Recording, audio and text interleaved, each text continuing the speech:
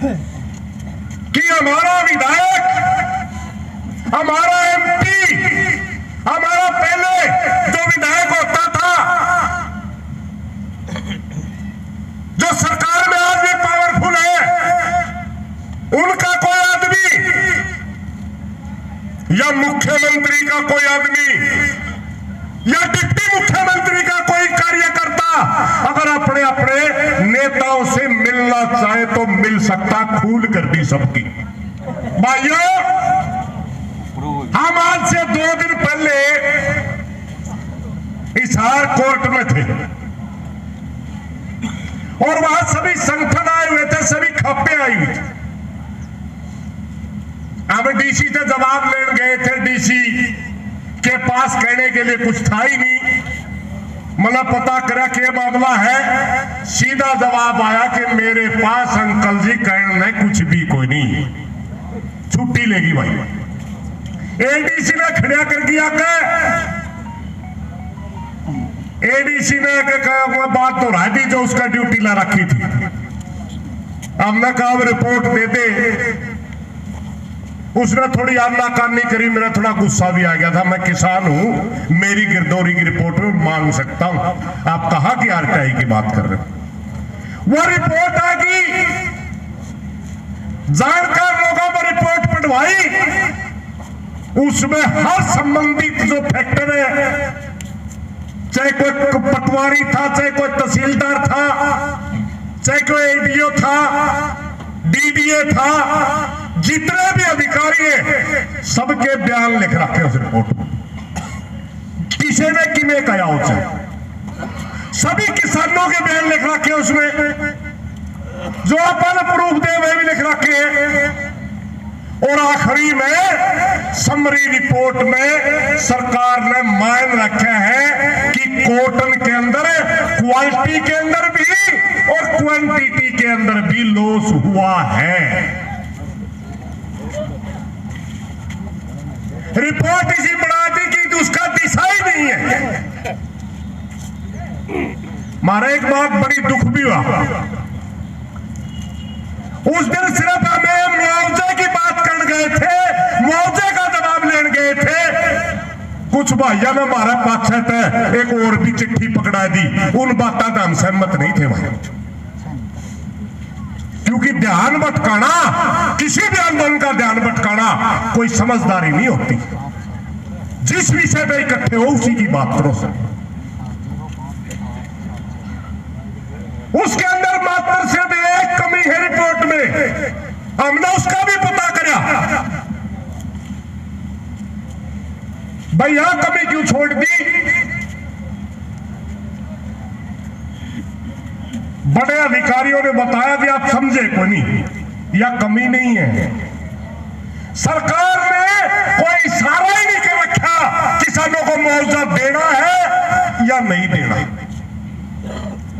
और रिपोर्ट के अंदर जो लाइन दी गई है उसके अंदर रेवेन्यू मिनिस्टर की हैसियत से डिप्टी मुख्यमंत्री दुष्यंत चौटाला एक लाइन अगर लिख दे कि इसकी ओपिनियन दीजिए कितने % नुकसान है, तुरंत विभाग का सेक्रेटरी, उनके खुद के विभाग का सेक्रेटरी वही बैठा ये बता देगा कि इसमें इतने % नुकसान है।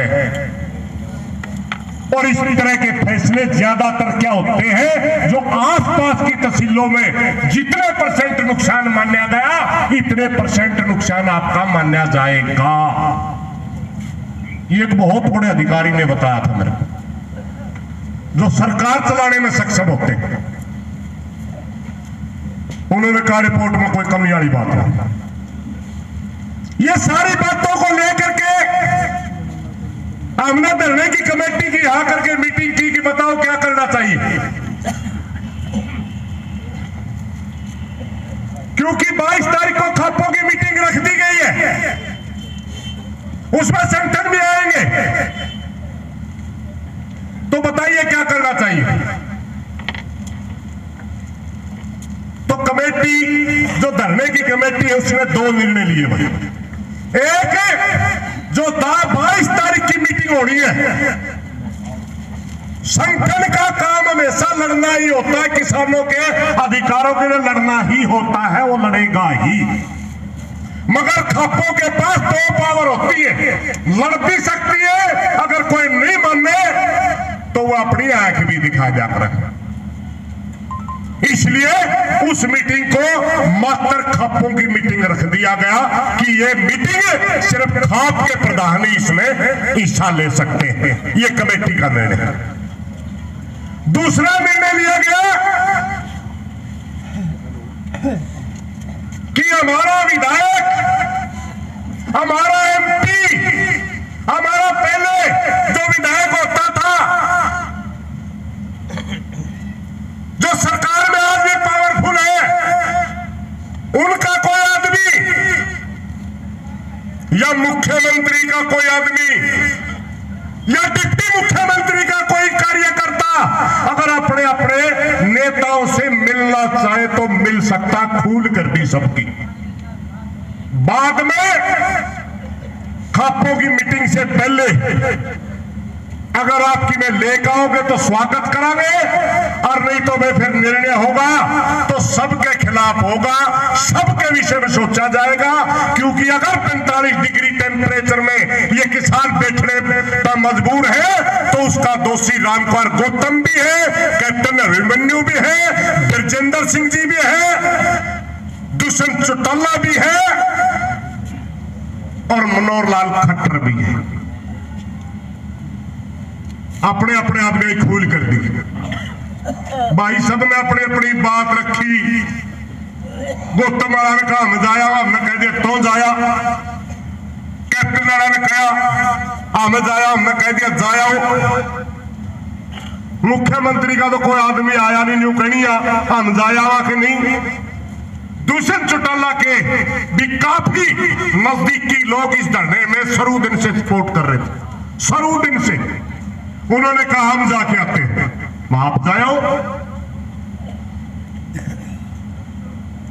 उन्होंने संपर्क किया और संपर्क करके कल शाम को वह चले थे, मगर उन्होंने संपर्क कर लिया। भाई एक बड़ा लेवल का उस पार्टी में बड़ा कद है, भाई का नजदीकी गुआंढी है, हमारा तो गले रहा है। उसने वो मीटिंग को आधिकारिक मीटिंग जैसी बना दी, जैसे प्रोटोकॉल की मीटिंग होती है। हमने कहा कमेटी तो जाएगी बुलाने तक, उसमें हमारे काफी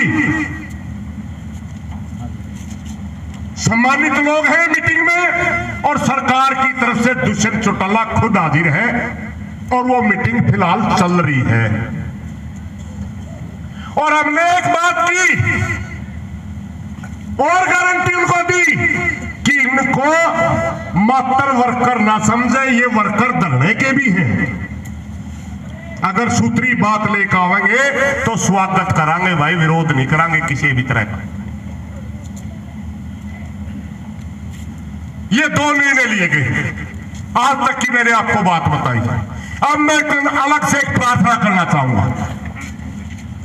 सारी खापों के मौजूद आदमी बैठे, संगठनों के मौजूद आदमी बैठे, मैं एक बात पूछूं भाई, खाप वाले भाई बुरा ना मानियो, क्या हमें सिर्फ है को बहू बेटी रूस से उसे न मनान के रह गए, समाज खातर भी काम करने के। हाँ, अगर हम समाज के लिए भी काम करने के लिए हैं, जो हमारा इतिहास है वो देखिए, हमने कभी भी जोर और जुल्म बर्दाश्त नहीं किया। इन खापों का इतना पुराना इतिहास है। सोरम के अंदर उत्तर प्रदेश में हमारी आज भी हेडक्वार्टर की प्रेस के अंदर वो इतिहास लिखा है कि हमने बड़े बड़े नादिर शाह जैसे तानाशाहों को झुकाया है। अगर इस पगड़ी के ऊपर किसी ने हाथ चढ़ाई तो उसको याद दिलाया कि तेरे बस की बात नहीं खापों के सामने खड़ा होना। मगर हम छोटे छोटे मामला में बढ़ के एक खाप में चेर प्रधान बन गए। अच्छी रीत को नहीं भाई, हर खाप में प्रजातंत्र हो, 36 बिरादरी का संगठन हो, और हर किसान और गरीब के मुद्दे के ऊपर बोलने का उसमें जज्बा हो। खाप का मतलब कोई जाति और गोत्र से नहीं होता भाइयों। खाप का मतलब होता है एरिया। अरबी भाषा का शब्द है। एक छोटी सी बात आपने सुनी भी होगी, आप पानी लाते हो थोड़ा सा एरिया बच जे और फिर तीनों कहेंगे ना भर गया खे ना थोड़ा खापरा बच गया। खापरा का मतलब थोड़ी जगह, खाप का मतलब बड़ी जगह। उस एरिया के अंदर, उस क्षेत्र के अंदर किसी भी जाति का कोई हो, किसी धर्म का कोई हो, किसी वर्ग का कोई हो, सबके अधिकारों के लिए लड़ना खाप का काम होता है भाइयों। और हमारी पिछले दिनों एकता दिखा दी लोगों ने। पिछले दिनों हमारी एकता के ऊपर बड़ा चोट हुई है।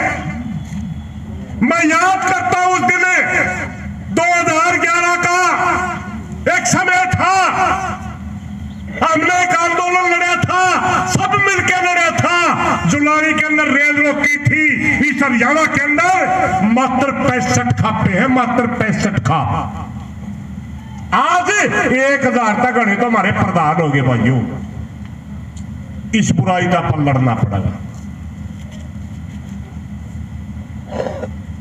और उस समय खापे इतनी ताकतवर थी, अगर कहीं किसी एरिया क्षेत्र के अंदर अगर खाप इकट्ठी होती थी, किसी से बड़े से बड़ा कोई भी राजनेता होता था, वो नतमस्तक होता था, वो माथा पे क्या करता, हमारे पैरों में के।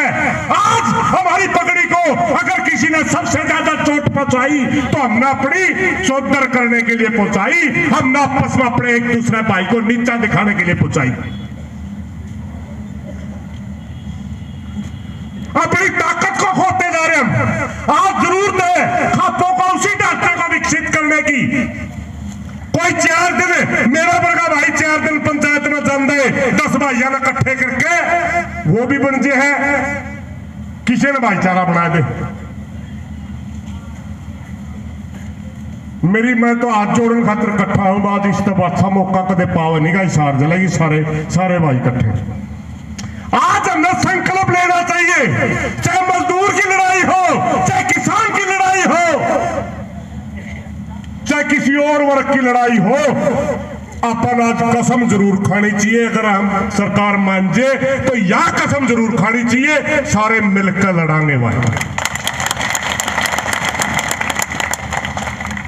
क्योंकि संगठनों का काम, जैसे किसान का संगठन हो गया, किसान के लिए लड़ेगा, मजदूर का संगठन मजदूर के लिए लड़ेगा, कर्मचारी का कर्मचारी के लिए लड़ेगा, दुकानदार का दुकानदार के लिए लड़ेगा। हम तो सबके लिए लड़ सकते हैं ना। हम तो हर एक भाई की आवाज उठा सका है ना। उसके किसी भाई ने मेरी बात बुरी लगी हो, मगर भाइयों अपना समाज बिगड़ने लग गया। और समाज को अगर बिगाड़ा है तो आपे बिगाड़ा है, अगर समारण का नहीं चाल पड़े तो समारा भी गया पे। क्योंकि जो नेतृत्व करते हैं लोग, उन्हीं की तरफ देख के लोग शिक्षा लिया करें। जब हमारा अक्कल अकड़िया भाई किसी नेता की चमचागिरी चाटुगिरी करेगा, दूसरा बढ़ के दूसरे की करेगा, तीसरा बढ़ के तीसरे की करेगा। जब किसी अपने समाज का हुआ लोग संजा दारू पी के नाली में पड़ेगा तो उसके फैक्ट्री भी नहीं में पड़ेंगे और उसके दूसरे सौदे भी नहीं में पड़ेंगे। और अगर हम कसम ले लिया तो हम समाज में सुधार कराएंगे, तो किसी साले की हिम्मत नहीं मारे शामी आंख ठह के भी देख ले। ये वो ढांचा है, ये वो ढांचा है जिसने प्रजातंत्र का जन्म, अगर दुनिया के अंदर ये कॉन्सेप्ट तो 1900 कुछ में आया, मगर सबसे पहले सच्चा प्रजातंत्र का जन्म अगर किसी ने दिया था, खापू ने दिया था। हाथ ठह के प्रधान बना कर किसका नहीं ज्यादा आपसे आप थाने तो वोट का पता चल जाता। 20 आदमी बैठे नाम लेकर 2 भाइयों का जेकर आ गया फलाने में बना दो, ढकड़न बना दो, एक जन कर ले फलाना का नहीं कितने हाथ खड़े करा कर दे, एक करनी कर फलाना का नहीं कितने हाथ खड़े उसके खड़े करा कर दे। फिर कोई खड़ा होता बिन लेंदा, इसका नहीं 11 हो गया, इसका 9 रह गए, 11 वाला बढ़ गया। ये तरीका खापों का था भाई, हम अपने सरदार चुनिया करते। भाइयों, आज समाज को आपकी जरूरत है। मैं एक छोटी सी कहानी और बताऊंगा। बहुत से भाई, आज हरियाणा प्रदेश के अंदर 79,000 करोड़ का कर्जदार है किसान। 79,000 करोड़,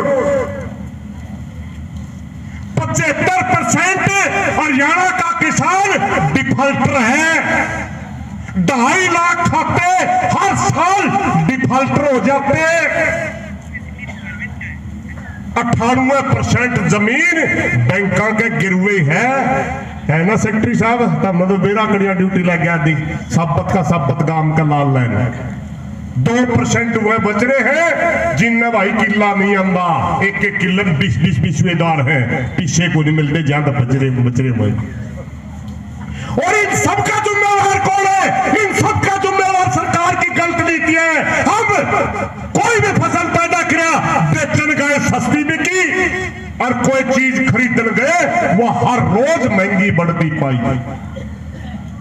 इस सब का जिम्मेवार बाजार की व्यवस्था है, किसान नहीं है भाई। किसान 10 मन बाजरा होया करता, 10 मन बाजरा होया करता, और 50 मन गेहूं पैदा कर दी, 50 मन अनाज पैदा कर दिया, जड़ 10-12 मन चने भी होया कर दे। 5 गुना उत्पादन बढ़ाने के बावजूद अगर किसान का कर्जा है तो नीति बढ़ाने वालों की वजह से है, हम उसके दोषी नहीं है। और इसकी वजह से हर साल इस देश के अंदर हर आधे घंटे में एक किसान आत्महत्या कर रहे, हर आधे घंटे। इसके जिम्मेवार कौन है? एक लड़ाई यहां भी तैयार है भाई, अगर चाहो तो भाईचारा चाहो तो एक लड़ाई यह भी तैयार है। एक लड़ाई यह भी तैयार है कि अडानी ग्रुप ने 3 रुपए 36 पैसे के हिसाब से 25 साल तक की बिजली होती थी हरियाणा की, और कोयला महंगा हो गया। आज नाट रहा है, नाट रहा होगा, और कोई कुछ नहीं करना। और फिर मारे में पीछे नहीं पुगते तो मैं नाट सका नहीं, लाट सका भाई, नाट सका नहीं। तो एक लड़ाई यह भी तैयार है, अपने बैंक वाले की भी नहीं कहना पड़ा, कोई नहीं पुगते रहे, कोई दिन कर्जे की मुक्ति चाहिए। कल किसान ने नहीं, मजदूर ने भी चाहिए, उसका गले भी नहीं हाल है। अपन अपनी अपनी दिख है, आत्महत्या उड़े भी नहीं होड़ लग रही, मरण हुए भी नहीं लग रहे हैं। और एक बात और भाई, सारे चौधरी बैठे हैं, सारे चौधरी उन भाइयों के बारे में टिप्पणी भी करते हैं पे, कई बार गलत टिप्पणी करते आई भी ऊपरा में जाओगे। मैं भी मना सहरा भाई और भाई अपने, और हजारों साल तक